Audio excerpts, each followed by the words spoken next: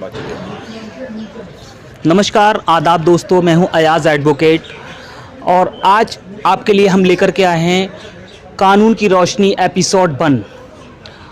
हम कानून की रोशनी एपिसोड 1 की शुरुआत आज करने जा रहे हैं, जिसके माध्यम से हम जनहित में भारतीय नागरिकों के लिए विधिक जागरूकता के साथ हम नॉलेज देंगे और कहीं ना कहीं वो भ्रम निकालने की कोशिश करेंगे जहां पुलिस पर कई आरोप लगते हैं।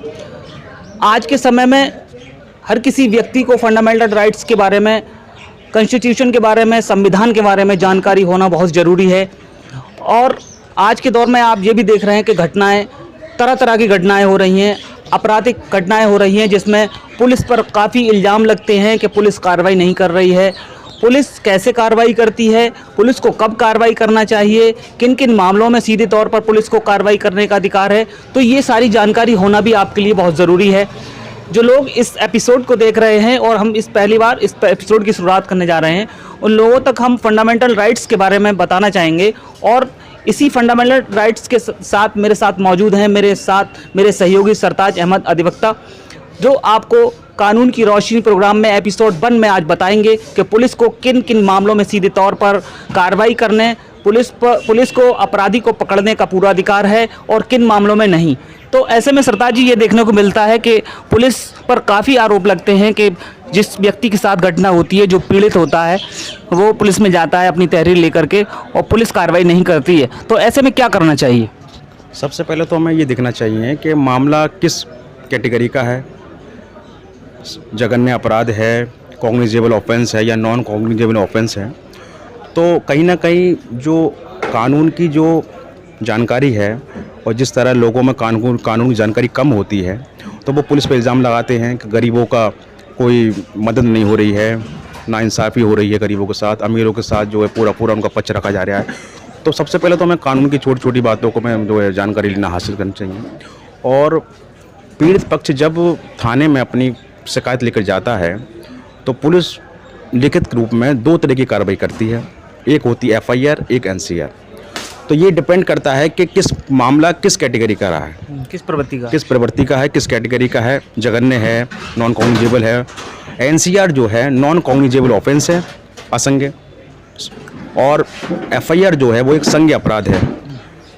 तो जब NCR दर्ज होती है थाने में तो पीड़ित पक्ष को दरोगा से या विवेचक से विवेचना जारी कराने का कोई अधिकार डायरेक्ट नहीं होता। 155 CRPC के अंतर्गत पहले उसको मजिस्ट्रेट के पास जाना होता है, वहाँ प्रार्थना पत्र प्रस्तुत करना होता है और मजिस्ट्रेट उसको प्रार्थना पत्र को स्वीकार करते हुए विवेचक को ये आदेश देता है कि अब इसकी विवेचना कराई जाए। FIR में ऐसा कुछ नहीं है। FIR दर्ज होने के बाद विवेचक को पूरा राइट होता है कि वो डायरेक्ट बिना किसी मजिस्ट्रेट के आदेश के अपनी विवेचना जारी कर सकता है। नहीं, एक चीज़ और यहाँ पर सबसे पहले बताना ज़रूरी है कि IPC क्या है, CRPC क्या है, लोगों को मालूम होना चाहिए। NCR और FIR तो हम बाद में डिस्कस करेंगे, तो सबसे पहले IPC के बारे में बता दीजिए। देखिए, IPC जो है वो भारतीय दंड संहिता है, जिसमें तमाम धाराओं के पनिशमेंट और डेफिनेशन है। और CRPC जो है ये एक प्रक्रिया है, प्रोसेस है, कौन सा कानून किस तरीके से प्रक्रिया करता है, कोर्ट में क्या प्रक्रिया है, सम्मन का क्या प्रक्रिया है, वो सारा प्रोसेस CRPC में दिया हुआ है। तो पुलिस जो एक्यूज को पकड़ती है या जो घटना कारित करता है, जो अपराधी होता है, तो उसके खिलाफ जो शिकायत जो आती है, तो शिकायत में CRPC के तहत, जैसे कि NCR आपने बताया, NCR किस CRPC में दर्ज की जाती है और FIR किस CRPC में दर्ज की जाती है? देखिए, अगर मामला कोई छोटा मामला है, मारपीट का है, गाली गलौज का है, कुल मिला के असंज्ञ कोई अपराध है अगर, तो वो NCR के अंतर्गत दर्ज होता है। NCR को 155 CRPC में डिफाइन किया गया है और FIR को 154 CRPC के अंतर्गत डिफाइन किया गया है। FIR को फर्स्ट इन्फॉर्मेशन रिपोर्ट भी कहते हैं, लेकिन इसको संज्ञेय अपराध के अंतर्गत जो है दर्ज किया जाता है। और संज्ञेय अपराध में है जितने भी हैं, मर्डर है, 376 है, रॉबरी है, डकैत है, वो सारे संज्ञेय अपराध हैं। यानी कि मोटे तौर पर अगर समझें तो बिना मजिस्ट्रेट के आदेश के हम उसमें अगर 7 साल से ऊपर का पनिशमेंट है किसी धारा में, तो पुलिस उसको डायरेक्ट गिरफ्तारी कर सकती है। और विवेचना तो फ़ौरन FIR के दर्ज होने के साथ ही विवेचना जारी कर सकते। थोड़ा सा दर्शकों को ये भी बता दीजिए कि घटना जैसे किसी के साथ हो रही है, मारपीट हो रही है, गाली गलौज हो रही है और किसी के घर में घुस करके हो रही है मारपीट, तो ऐसे में दोनों के अपराध अलग अलग तरीके के ऑफेंस बनते हैं। तो ऐसे में क्या करना चाहिए और क्या पुलिस को कार्रवाई करने का अधिकार है? देखिए, उसमें अगर हम IPC पढ़ते हैं तो उसमें सारे घटनाओं का जो भी जिस तरीके से पर्टिकुलर घटना हो रही है उसी के तरह से धारा को डिफाइन किया गया है।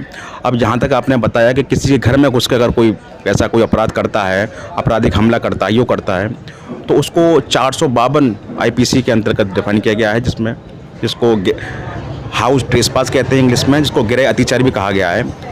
तो ये 452 IPC के तहत बैठता है और इसको अगर ये धारा बनती है तो जाहिर तौर पर ये FIR में होगा, NCR में इसका कोई वो नहीं। सामान्य तौर पर अगर किसी के साथ रास्ते में मारपीट होती है तो ऐसे में कौन सा सेक्शन लगाया जाएगा पुलिस द्वारा? अगर नॉर्मली अगर सिर्फ मारपीट अगर की गई है तो वो 323 IPC के अंतर्गत आता है और ये एक नॉन कॉग्निजेबल ऑफेंस है। ये NCR में है ही, जो उसको जो है दाखिल किया जाएगा और पुलिस को बिना मजिस्ट्रेट के आदेश केस में ना विवेचना कर सकती है पुलिस और गिरफ्तारी तो कर ही नहीं सकती। तो सीधे तौर पर हिंदी में थोड़ा सा दर्शकों को बता दीजिए NCR क्या है और FIR क्या है? देखिए, NCR ये है कि नॉन कॉग्निजेबल, मैंने बताया था, जैसे असंज्ञ अपराध है, जैसे मारपीट हो गया, गाली गलौज हो गई, और अगर कोई बड़ा कोई घटना नहीं है, अगर जान से मारने की धमकी भी अगर दी है 506 में IPC में, तो ये सब जो है NCR में आएगा और इसमें पुलिस गिरफ्तारी नहीं करेगी। पीड़ित पक्ष को पहले मजिस्ट्रेट के पास जाना पड़ेगा। 155 CRPC के अंतर्गत प्रार्थना पत्र प्रस्तुत करना पड़ेगा मजिस्ट्रेट के पास। मजिस्ट्रेट उसको प्रार्थना पत्र को अलाउ करेगा, तब जाके वो विवेचक को आदेश देगा कि इसकी विवेचना कराई जाए। FIR दर्ज होने के बाद कि वो उसकी FIR दर्ज होने के फ़ौरन बाद उसको विवेचना जो है शुरू कर देता है और वो अपने जो भी साक्ष्य है उसको एकत्रित करता है, साक्ष्य लेता है, नक्शे नज़री बनाता है। और अगर कोई ऑफेंस अगर FIR में बड़ा है तो वो FIR होने के बाद विवेचक उसको गिरफ्तार कर सकता है मुलजिम को फ़ौरन के फ़ौरन। तो FIR जो दर्ज की जाती है CRPC 154 के तहत दर्ज की जाती है और NCR का जो मामला है CRPC 155 के तहत दर्ज किया जाता है, लेकिन NCR में सीधे तौर पर पुलिस कार्रवाई नहीं करती है। इसी वजह से पुलिस पर कई तरीके का आरोप लगते हैं कि पुलिस कार्रवाई नहीं कर रही है। तो ऐसे में पुलिस को भी एक मजिस्ट्रेट के आदेश की ज़रूरत होती है सीधे तौर पर, तभी पुलिस जो है अपनी कार्रवाई अमल में लाती है। जिस तरह जो लोग ये कहते हैं कि पुलिस पे इल्ज़ाम लगते हैं कि पुलिस कार्रवाई नहीं कर रही है हमारी, तो एक सबसे बड़ा मैं समझता हूँ कि सबसे बड़ी जो चीज़ निकल के आती है, जो एक रीज़न है, वो ये भी है कि लोगों को ये पता नहीं होता कि NCR दर्ज होने के बाद अब उन्हें लगता है कि NCR दर्ज हो गई, अब पुलिस हमारी जो है अभियुक्त को गिरफ्तारी करेगी और हमारी गवाही लेगी, तो वो खामोश होकर बैठ जाते हैं। उनको इस चीज़ की इस प्रक्रिया की पता नहीं होता कि 155(2) में NCR दर्ज हो गई, अब हमको अभी मजिस्ट्रेट के पास भी जाना है, 155(2) CRPC का प्रार्थना पत्र भी प्रस्तुत करना है, वहाँ से आदेश कराना है, लेकिन वो कानून की जानकारी ना होने के कारण NCR दर्ज कराए खामोश बैठ जाते हैं और इंतजार करते हैं कि पुलिस उसको गिरफ्तार करे। लेकिन पुलिस विवेचक ये इंतजार करता है कि हमारे पास कब मजिस्ट्रेट का और विवेचना का आदेश होकर आए, हम जब विवेचना करें।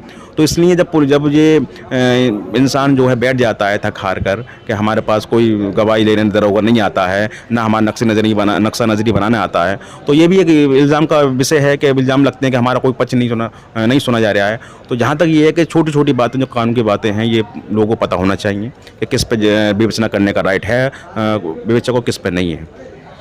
तो सीधे तौर पर आप हमारे इस एपिसोड 1 में आज जो सीखे हैं NCR और FIR के बारे में सीखे हैं, पुलिस को किस मामले में सीधे तौर पर अपराधी को, किसी भी अभियुक्त को गिरफ्तार करने का अधिकार है और किस पर नहीं है। तो ऐसी ही जानकारी के लिए हमारे चैनल को सब्सक्राइब करें और इस जानकारी को ज़्यादा से ज़्यादा लोगों तक पहुंचाने के लिए इस एपिसोड की जो प्रोग्राम बना हुआ है इसको सेंड कीजिए और लोगों तक जानकारी पहुंचाइए। जुड़े रहिए हमारे इस प्रोग्राम के साथ, कानून की रोशनी। धन्यवाद।